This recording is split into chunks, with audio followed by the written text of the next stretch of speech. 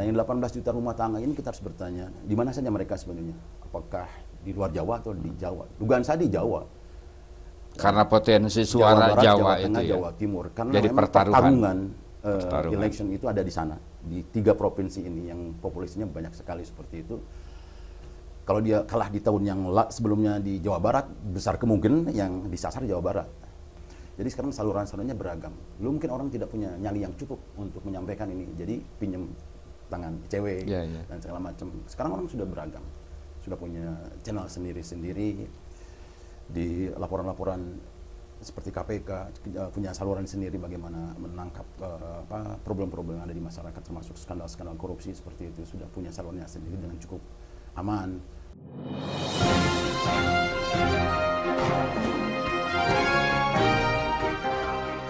Jumpa lagi di Ruang Publik. Saya sekarang bersama Dedi Haryadi, seorang aktivis yang tangguh, terutama spesialisasi dia urusan korupsi di level nasional, provinsi, dan kota atau kabupaten. Dia orangnya yang layak untuk ditanya. Gitu. Padahal nuhun. Ya, Bisa ketemu di sini ngobrol. Kita pengen bincang-bincang. Ini kan sebentar lagi Pilpres. Nah, di level elit, katakanlah para pemimpin politik, baik itu presiden, ya Pak Lurah lah, DPR segala macam, itu biasa bagaimana menyiasati anggaran APBN ya untuk program-program yang populis lah, yang merakyat gitu, supaya kan mereka bisa dipilih lagi gitu kan.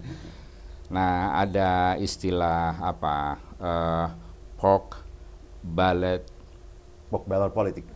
Politik ya, gitu. Istilahnya apa di Indonesia itu Untuk babi lah gitu.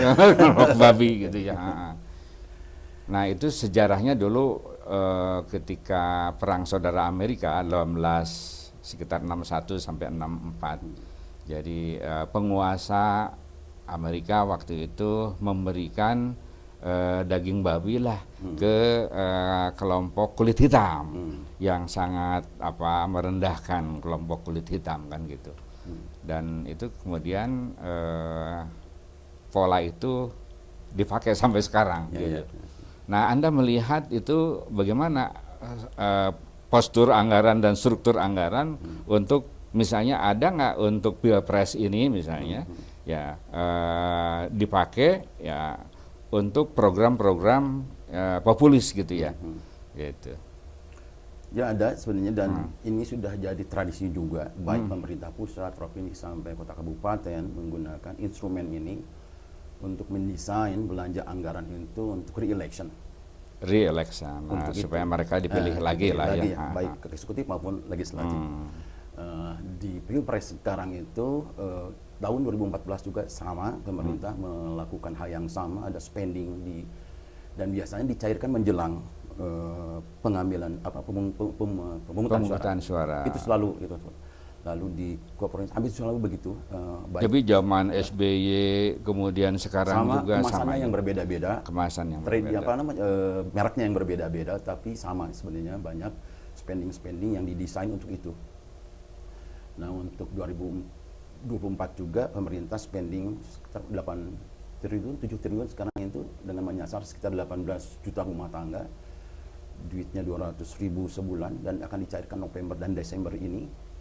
Juga beras 10 kg untuk semua teman. Baru rumah tangganya ya kita seperti itu. Nah, publik gampang menduga bahwa ini bagian dari desain itu, karena ini dibelanjakan di jelang pemungutan suara, dan juga biasanya memang yang bisa mendesain ini adalah incumbent, petahana untuk berkepentingan di re-election. Kalau tidak dirinya, dalam konteks ini presiden misalnya harus berakhir Oktober nanti, toh orang sudah menduga siapa kandidatnya sekarang, kira-kira begitu. Jadi memang politik ballot itu didesain, belanja-belanja pemerintah yang didesain memang untuk re-election. Dia belanja itu disasar untuk mempertahankan konstituen yang lama atau membujuk konstituen yang baru. Nah, yang 18 juta rumah tangga ini kita harus bertanya, di mana saja mereka sebenarnya? Apakah di luar Jawa atau di Jawa? Dugaan saya di Jawa. Karena potensi suara Barat, Jawa, Jawa itu Tengah, ya. Jawa Timur. Karena Jadi memang pertarungan. election itu ada di sana, di 3 provinsi ini yang populasinya banyak sekali seperti itu. Kalau dia kalah di tahun yang sebelumnya di Jawa Barat, besar kemungkinan yang disasar Jawa Barat. Karena kan sekarang bantuan itu by address, by name, bahkan by account, seperti itu. Bisa kita lihat. Nah, seharusnya menjadi pengetahuan para politisi yang mengambil sikap oposisi sebenarnya. Kapan ini dicairkan dan siapa kira-kira yang dapatnya, kira-kira kantong-kantong mana saja yang menjadi sasaran politik liberal ini, seperti itu. Masih ada nggak partai oposisi sekarang? Kalau saya lihat ada ya. Ada. PKS menurut saya Oke. di nasional. Karena dari beberapa produk kebijakan yang ditelurkan oleh pemerintah, yang diisut oleh pemerintah itu PKS menolak. Bukan hanya tidak setuju tapi menolak juga. Misalnya contohnya IKN. Oke. Menolak. Juga undang-undang Cipta Kerja, mereka menolak juga seperti itu. Cuma PKS memang. Yang lainnya memang ada setuju tapi tidak sampai ke penolakan, sampai tidak setuju. Nasdem yang tadi dibilang Nasdem perubahan juga ya, atau tadi ya beda dengan Ya. sekarang gitu Ya. ya. Tetap dalam soal kasus itu enggak juga. bicara. Jadi baru PKS Oke. saja yang relatif berbeda dengan pemerintah. Oke. Meskipun juga tidak ideal dalam artian kalau oposisi mestinya menawarkan alternatif juga gitu. Jadi Tidak kalau setuju juga tidak cukup juga, tapi harus tandingannya. Kalau tidak setuju dengan undang-undang Cipta Kerja, tawarannya kira-kira begitu. Belum Itu sampai belum ke ya? sana. Baru menolak tapi saja. menolak saja. Tapi itu lumayan Oke. ketika semua partai-partai mengambil posisi Ada suara berbeda lah ya. seperti itu. Dan ini terkait dengan uang juga. Orang bilang, Nurholis dulu bilang, berada di luar pemerintah, berada di luar orbit kekuasaan itu garing. Nggak ada gizinya kira-kira begitu. Ya, Jadi mendingan PKS sekalian aja garing tapi populer gitu di mata rakyat. Dan ya. biasanya dulu waktu PDIP beroposisi terhadap SBY naik suaranya. Jadi publik mengganjar keprihatinan Dengan suara. perlawanan itu dengan penaikan suara. Saya anggap PKS akan juga begitu, saya kurang tahu juga. Jadi kalau PKS ngambil momentum tadi, kapan itu dana dari Betul. bantuan Jadi kalau itu oposisinya dilakukan. kuat misalnya seperti itu. Nah, sayangnya karena mungkin DPR juga sebagian para politiknya berkepentingan juga dengan politik liberal ini juga. Jadi yang memanfaatkan ini bukan cuma eksekutif tapi juga Para anggota ya, dewan. seperti itu. Jadi kalau ada isu misalnya kalau tidak mendukung kami tidak akan dikasih bantuan lagi, itu berkembang di masyarakat juga seperti itu. Atau ada politisi yang mengklaim bahwa bantuan itu karena kerja-kerja saya juga, kira-kira begitu. Ada juga. Jadi mengapa politik liberal itu terus berpraktek tidak pernah hilang karena itu seperti itu dimanfaatkan dengan baik. Anda bisa cerita di level provinsi misalnya? Sama juga sebenarnya bantuan sosial termasuk bantuan hibah ya. Tahun kemarin kami menelisik alokasi hibah di Jawa Barat ya, dan itu sebagian besar memang mengalokasi ke pihak-pihak yang menjadi konstituen dulu. Konstituen yang dulu memberikan dukungan ke wagub ataupun gubernur seperti itu. Okay. Jadi dalam periodisasi biasanya hibah itu 2 tahun pertama atau 2 tahun setengah pertama memang untuk bayar komitmen yang lalu, ya kan? 2 tahun berikutnya dibayar untuk investasi next election, kira-kira begitu. Okay. Pembagiannya. Apa kira-kira itu kemana aja itu? Ya. Yang saya lihat banyak ke pesantren, kelompok-kelompok agama yang kemarin sukses mendukung UU misalnya. Termasuk kemarin juga kami ke Tasik, ada 2 kerjaan yang kami lakukan sekarang terkait dengan itu juga. Sekarang lagi advokasi di Tasik terkait dengan isu dugaan korupsi bantuan keuangan desa di Tasik. Yang 1 M itu, 1 tahun? 3,9 untuk 1 tahun anggaran. Ke desa itu? Ke desa. Jadi desa-desa itu mendapat bantuan tapi dipotong lah kira-kira, disukat kira-kira begitu. Lalu juga selain itu kami sedang mengadvokasi itu, kami berinteraksi dengan Kejati dan Kejari di Tasik. Lalu juga saat ini kami bekerja untuk bukan sudah melaporkan kasusnya termasuk ke Kejaksaan Agung untuk kasus dugaan pembangunan masjid Al-Jabar. Al-Jabar. Berapa itu kelebihan? Dulu kan versi gubernur RK itu bilang ke publik itu 1 triliun. Tapi studi kami menunjukkan itu 1,6 triliun. lalu berubah lagi 1,1 atau berapa gitu Nah, itu, katanya. seperti itu angka berubah. Jadi ini saja menjadi pertanyaan, ini ada kebohongan publik, kelihatannya serius nih ya kan. Setelah ada pembebasan tanah 1,6 hitungan kami 1,6. seperti itu. Oke. Tapi dari 22 paket pekerjaan itu kami menjum satu aktivitas saja terkait dengan pembangunan konten di Masjid Jabar yang diduga ada praktek KKN. Oke. Terus di level kota misalnya? Di level kota, kalau saya di level kota di Tasik itu. Oh, Tapi Tasik. tidak di Bandung ya, tapi Oke. tidak di Bandung. Seperti Bandung tidak diteliti atau aman? Bandung diamati saja, termasuk diamati. kasus siapa wali kota yang Wali terakhir. kota yang kena itu ya, KPK. Yang juga di OTT oleh KPK seperti itu. Jadi praktek-praktek korupsi itu sudah memang wabah dan multi level itu seperti itu. Ya. Anda kan sekarang sebagai ketua apa? Ya. Anti corruption Ya, atau beyond corruption? Beyond anti corruption. Beyond anti corruption. Apa yang dia lakukan Ya, dalam itu menghadapi yang tadi? Iya, yang dua.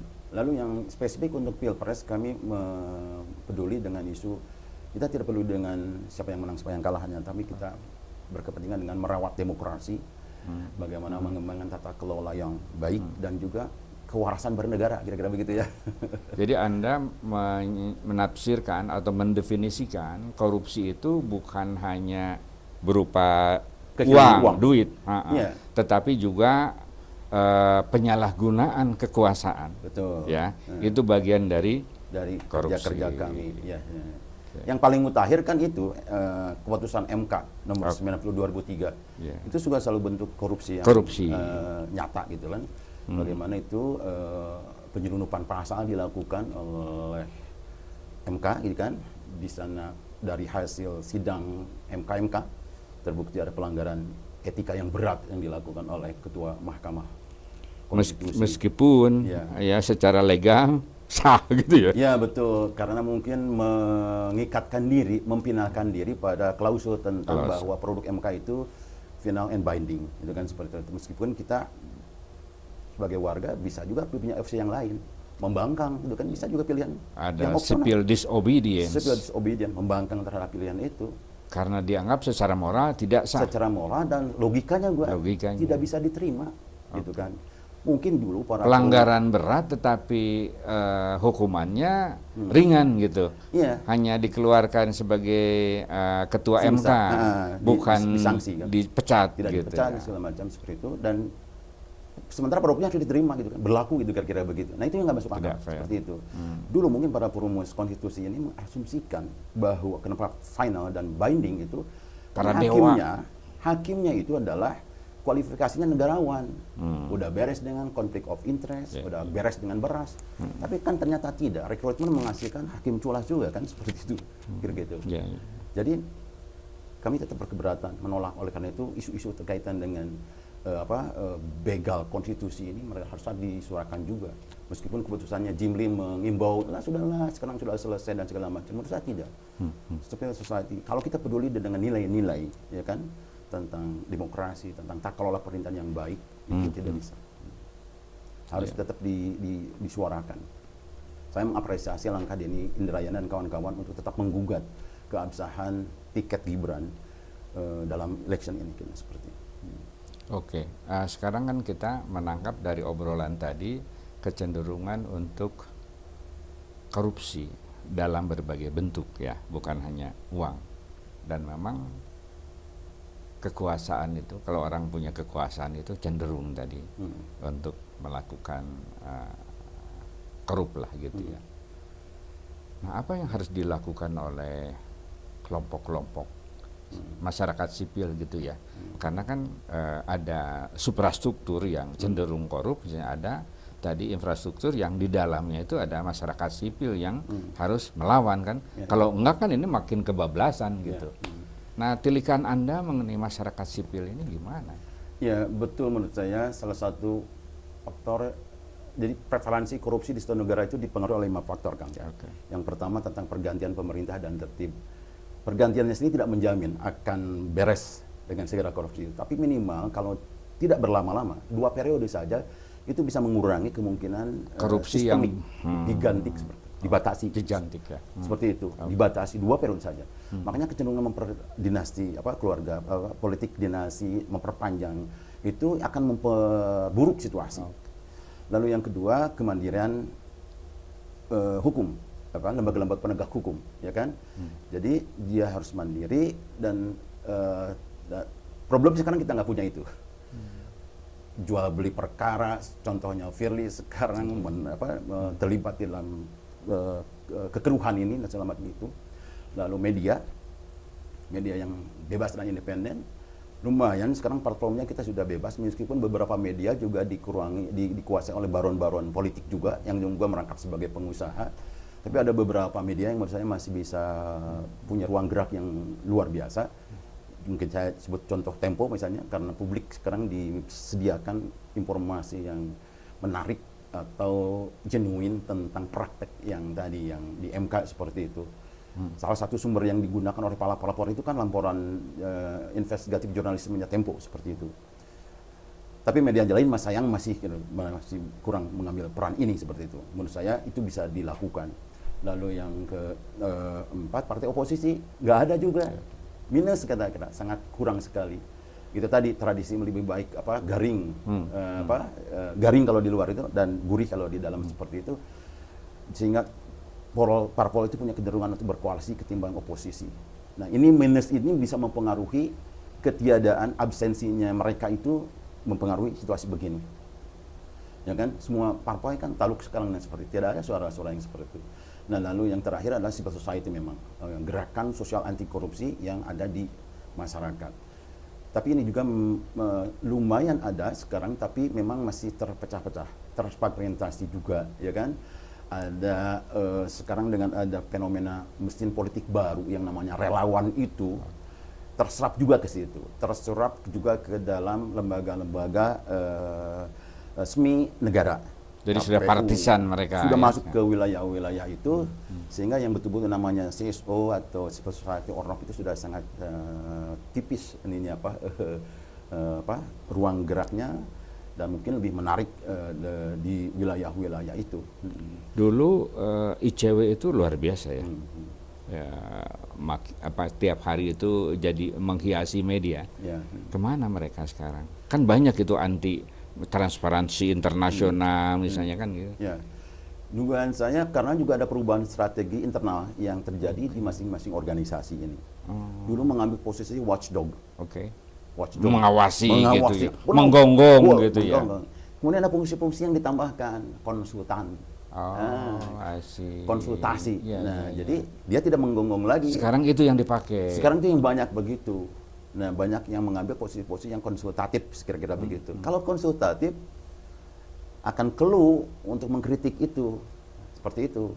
Karena mungkin ini juga pengaruh dari donor juga, penyedia dananya untuk mengubah gerakan ini, strategi ini lebih ke konsultatif tadi. Banyak NGO, banyak LSM yang mengubah strateginya juga, melakukan pendekatan konsultatif ketimbang watchdog seperti itu. Ini yang jadi problem di kalangan civil society. Oleh karena itu, makanya kontrol dari civil society itu juga persoalannya berkaitan dengan efektif enggak, yang kedua kuat enggak, yang ketiga sustainable enggak, seperti itu. Nah, pengamatan Kang Deddy betul menurut saya. Sekarang ini kelompok-kelompok seperti itu berkurang banyak. Kalaupun yang ada bermetamorfosis tadi dengan strategi yang dikembangkan lebih ke arah konsultatif ketimbang watchdog seperti itu. Tapi kalau urusan nurani ya, itu semua orang bisa bicara. Dan misalnya kemarin itu ada tokoh bangsa beberapa yang bikin maklumat Juanda yang menyatakan menolaklah apa yang terjadi sekarang, apakah itu hasil MK gitu, sampai kemudian tadi pada dinasti politik segala macam. Nah, jadi sebenarnya nurani bangsa itu adalah ya gitu, dan akan tetap bersuara.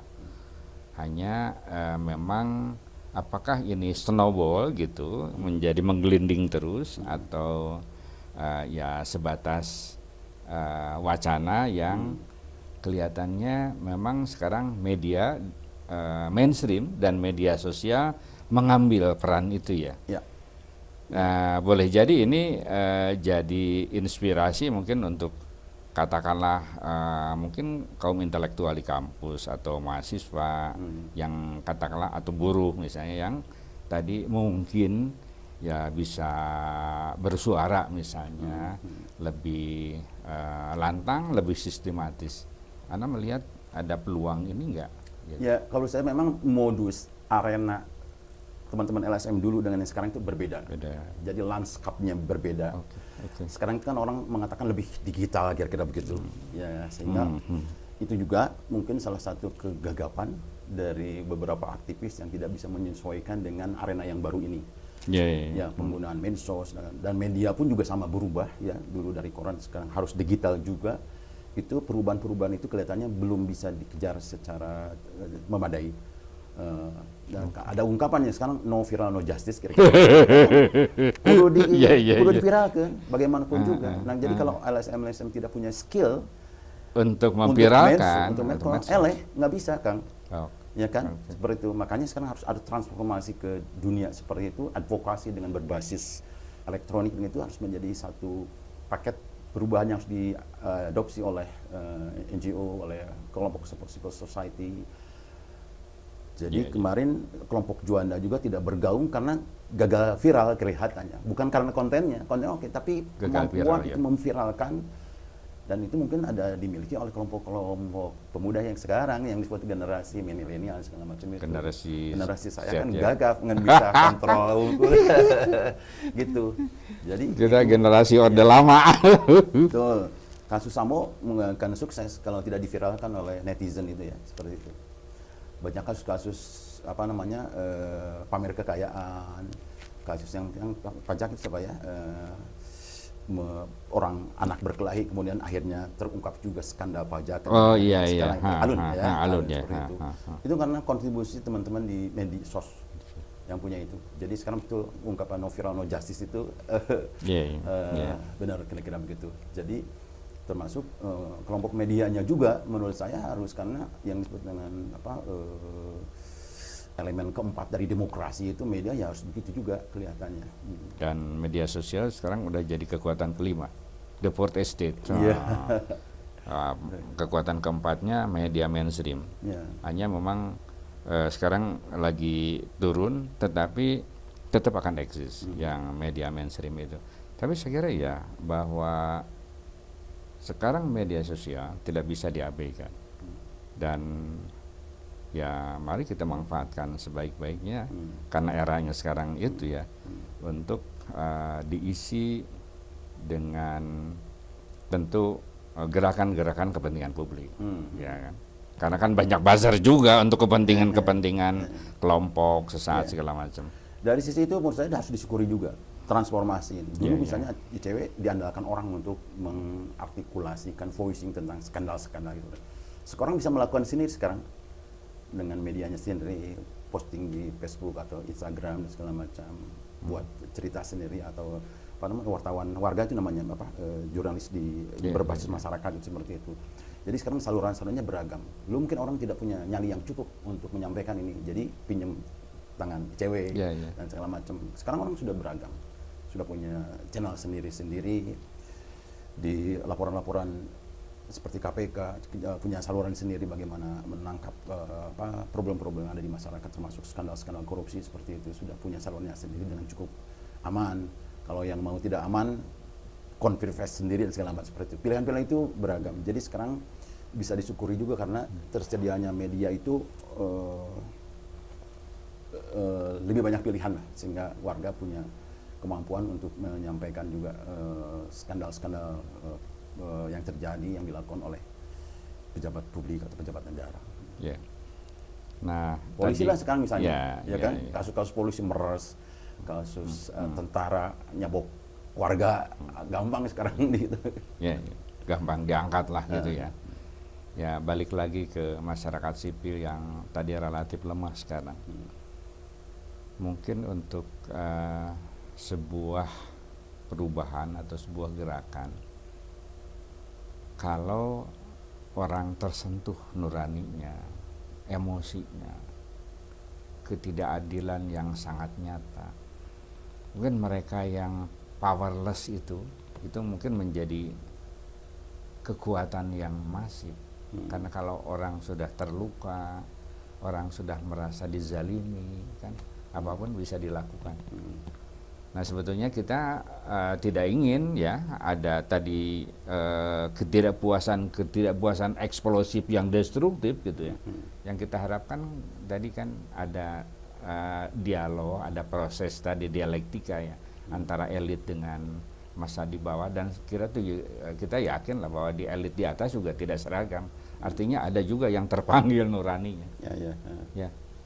Jadi kita berharap ke depan itu jadi ya ada yang saling mengisi untuk sebuah pertahanan demokrasi yang sekarang ini sudah mulai dirusak lah kira-kira gitu, dibajak gitu ya. Oke. Jadi kita berharap masyarakat untuk tetap waspada dan ya mari kita gunakan hati nurani dan kita bergerak sesuai dengan kapasitas masing-masing gitu ya. Begitu obrolan kita, ya, sampai jumpa.